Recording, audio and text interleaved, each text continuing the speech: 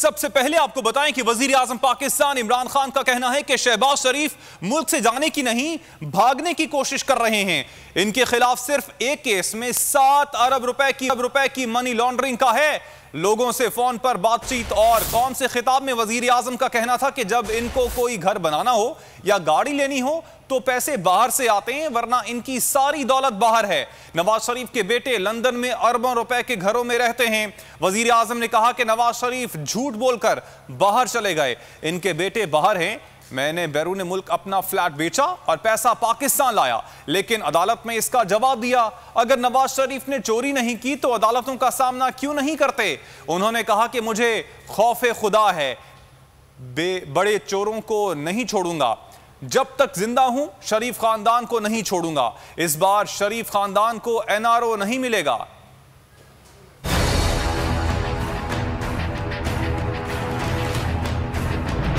शहबाज शरीफ, इसका जो केस चल रहा है, ये जो बाहर जाने की कोशिश, भागने की, जाने की नहीं, भागने की कोशिश कर रहा है, इसके ऊपर सिर्फ ये एक केस है। ये मनी लॉन्ड्रिंग का केस है 700 अरब रुपए का। ये सिर्फ जो पैसा पाकिस्तान में लेके आते हैं, जब एक बीवी को घर लेना पड़े तो वो पैसा आ जाता है। वो बेटे ने नथिया गली में या डूंगा गली में घर बनाना है तो फिर वो टीटी आ जाती है। गाड़ी लेनी हो तो बाकी इनका पैसा बाहर पड़ा हुआ है। ये टिप ऑफ द आइसबर्ग है। जो बाकी इनके पास, जो शरीफ और नवाज शरीफ के पास, जो इनके बेटे अरबों रुपए के वहाँ घरों में रह रहे हैं, आज जो हम डूबे हुए हैं कर्जों के ऊपर और सूद देने पे और किस्तें, उसकी वजह से फंसे हुए हैं। तो मैंने ना तब कभी आपको शुरू में भी कहा, ना मैं आज मैं कभी किसी को एनआरओ नहीं दूंगा। वो इसलिए नहीं कि मुझे कोई डर है वोटर या मुझे वोट नहीं पड़ेगी। किस मुंह से हम, या लोग बेचारे जेलों में गल सड़ रहे हैं और ये हम बड़े बड़े लोगों को छोड़ दें? ये मैं कभी नहीं करूंगा।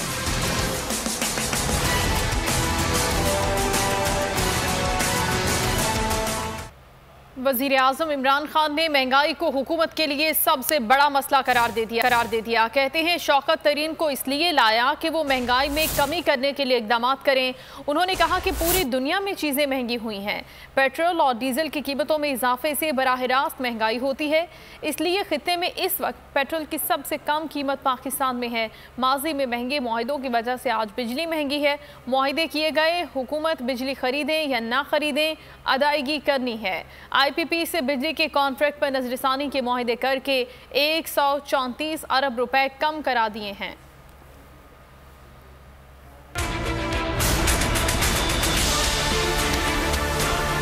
फाइनेंस मिनिस्टर शौकत तरीन को मैंने सिर्फ 2 वजह से लेके आया हूँ। एक कि इनकी जिम्मेदारी है कि कीमतें नीचे लेके आएँ, इन्फ्लेशन को रोकें, कीमतें रोकें, और दूसरा कि ग्रोथ रेट बढ़ाएं, यानी हमारी इकॉनमी बढ़े ताकि लोगों को नौकरियां मिलें। पहले तो ये मैं आपको बता रहा हूं, क्योंकि जब पेट्रोल और डीजल महंगा होता है तो सारी चीज़ें महंगी हो जाती हैं। हिंदुस्तान के मुकाबले में इंडोनेशिया, श्रीलंका, तुर्की, अमेरिका, भूटान, बांग्लादेश, चाइना, हिंदुस्तान, ये सबसे ज़्यादा सस्ता आज पेट्रोल पाकिस्तान के अंदर बिक रहा है। बिजली के जो कॉन्ट्रैक्ट साइन किए गए बिजली बनाने के लिए, वो सारे कॉन्ट्रैक्ट हमारे गवर्नमेंट में आने से पहले के साइन हुए। जो इन्होंने कॉन्ट्रैक्ट साइन किए उनके अंदर एक लफ्ज़ इस्तेमाल होता है कैपेसिटी पेमेंट। कैपेसिटी पेमेंट का मतलब ये है कि गवर्नमेंट ने कॉन्ट्रैक्ट किया है एक बिजली घर से कि आप बिजली बनाएं, जितनी भी आप बिजली बनाएंगे गवर्नमेंट खरीदेगी, और अगर गवर्नमेंट उसको इस्तेमाल करे या ना करे हम आपको पैसे पूरे देंगे। हमने पहले तो IPPs के साथ बात की, जो पुराने यानी जो बिजली के कॉन्ट्रैक्ट साइन किए हुए थे। मैं आपको बताऊं कि उससे हमने रीनिगोशिएट किए उनसे बातें। हमने जो IPP के कॉन्ट्रैक्ट्स थे उसमें 134 अरब रुपए का एकदम हमने कम करवाया।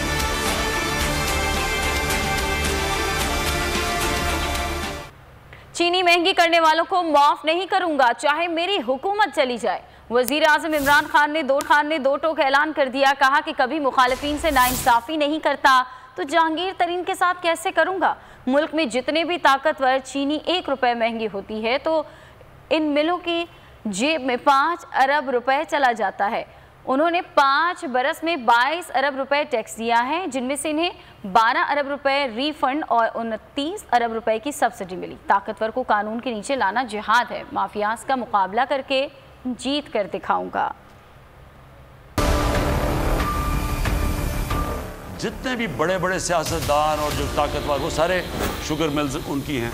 क्योंकि ये ताकतवर हैं, ऐवानों में बैठे रहे हैं, इनके शरीफों की भी शुगर मिल जाए और वो जरदारी की भी शुगर मिल जाए, ना ये टैक्स देते हैं, चीनी जब चाहिए महंगी कर देते हैं। जहांगीर तरीन को मैंने बड़ा वाज़ेह तरीके से कहा, वो ये कह रहे हैं कि उनसे नाइंसाफ़ी है। मैं नाइंसाफ़ी कभी किसी से नहीं की। जो मेरे ये जो मुखालिफ भी थे, जिन्होंने 25 साल मैंने इनके ख़िलाफ़ पूरी जंग लड़ी है, जहाद किया है, किसी से मैंने किसी किस्म की नाइंसाफ़ी नहीं की। कोई मुझे आज कहे कि किसी को भी झूठा केस बनाया, कोई इंतकामी कार्रवाई की, एक जगह मुझे बता, तो जब मैं मुखालिफ से नहीं करता तो जो मेरी पार्टी में जहांगीर तरीन से मैं कैसे करूँगा। लेकिन ये मेरा आपको वादा है कि ये जो चीनी के अंदर जिन्होंने चीनी महंगी करके अवाम को तकलीफ पहुँचा के, गरीब लोग चीनी खाता, उसके लिए चीनी सब कुछ है, उनको नुकसान पहुँचाया, ये मेरा आपसे वादा है। कभी मेरी गवर्नमेंट चली जाए उनको एनआरओ नहीं मिलने लगा। और कश्मीर की 5 अगस्त से कबल की हैसियत बहाल होने तक भारत से मुज़ाकरात नहीं करेंगे। वजीर आजम पाकिस्तान इमरान खान ने मोदी सरकार पर वाज़ेह कर दिया। वजीर आजम ने कहा कि मगरबी ममालिक को चीन का खौफ है। मगरबी ममालिक ने चीन के मुकाबले में भारत को लाने का फैसला किया। आलमी बरादरी को चाहिए कि कश्मीर में मजालिम का नोटिस ले। मसला फ़लस्तीन पर पाकिस्तान का मौक़िफ़ दो टोक है। निहत्ते नवाजियों पर इसराइली फायरिंग काबिल अफसोस है। वज़ीर ख़ारजा शाह महमूद कुरैशी कहते हैं कि फ़लस्तीन के मामले पर मुस्लिम उम्मा को यकजा करने की ज़रूरत है।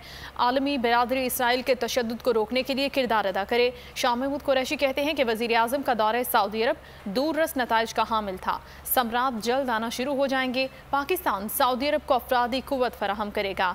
आर्मी चीफ के दौरा काबुल के बाद अफगानिस्तान में अमन के बेहतर इम्कानात पैदा हो गए। शाह महमूद कुरैशी ने वाज़ेह अल्फाज में कहा कि पाकिस्तान किसी को अड्डे और फौजी अपनी सरजमीन पर रखने की इजाज़त नहीं देगा। पाकिस्तान जो करता है अपने मुफाद में करता है। ए नूरे खुदा नूरे बसीरत की तलब है, रमज़ान का सदका तेरी रहमत की तलब है।